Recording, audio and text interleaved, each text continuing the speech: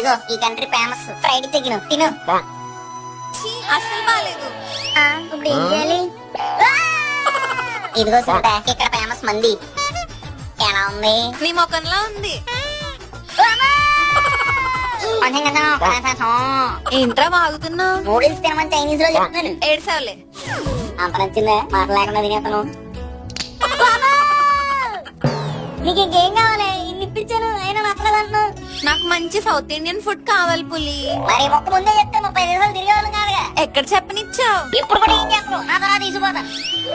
సునీత, ఇదే Kalingapatnam restaurant. Restaurant ఎంత బాగుందో పులి. లోపల ఫుడ్ ఇంకా ఇరిపోతా.